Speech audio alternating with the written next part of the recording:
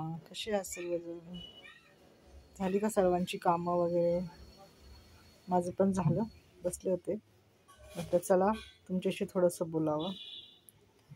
कधी कधी ना आपल्याला डोळे असून पण आपल्याला ती गोष्ट दिसत असून पण आपल्याला नाही दिसली अशी करावी लागते.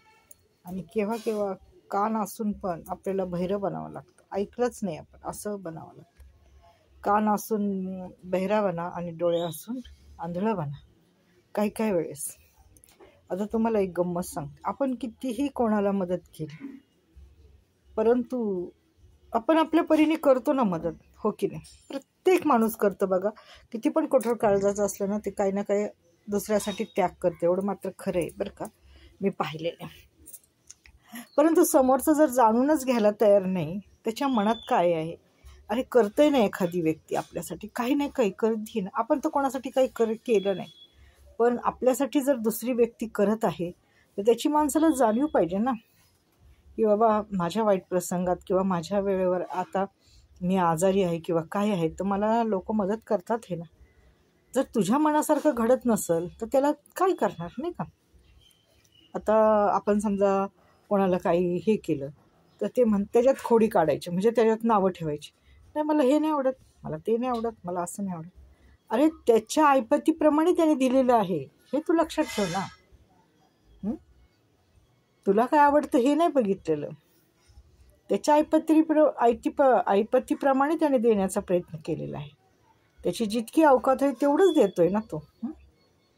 पण काही लोक असे असतात की त्यांना काहीच पटत नाही. अरे एखादा देतोय ना, त्याची देण्याची तरी दाणत आहे, तुमची तर ते पण नाही. तुम्ही तर लोकांना सडलेलं देता, खराब देता, घाणेरडं देता. पण लोक तर तुम्हाला चांगलं देतात ना.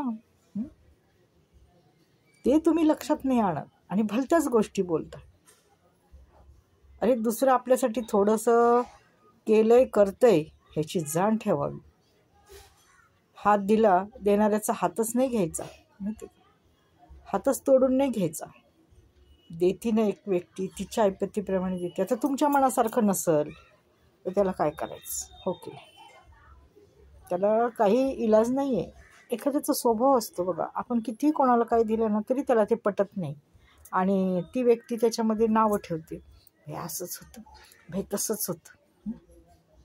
मग त्यापेक्षा तुम्ही घेऊ नका. मला उलट बोलायचं की तुम्ही कोणाची मदत घेऊ नका, तुम्हाला जर पटत नाही तर. माझं ते हेच, मी तर बाई कोणाचं नाही काही घेत, कोणाचं नाही घेत मी काही. माझ्या सख्या मुलीकडून मी काही घेत नाही. माझ्यात जेवढी ऐपत हे धमक आहे तेवढं मी करते, आतापर्यंत करत आलेली. मी खरं बोलते का. आणि तिने पण म्हणावं की असंच केलं आणि तसंच केलं, नाही.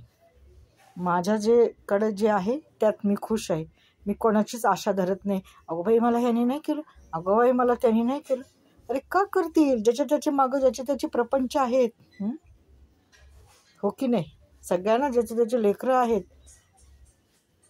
ते काय असे म्हणत नाही की ह्याने केलं नाही त्याने केलं. पण काही नातेवाईक असे असतात त्यांना खूप अपेक्षा असते.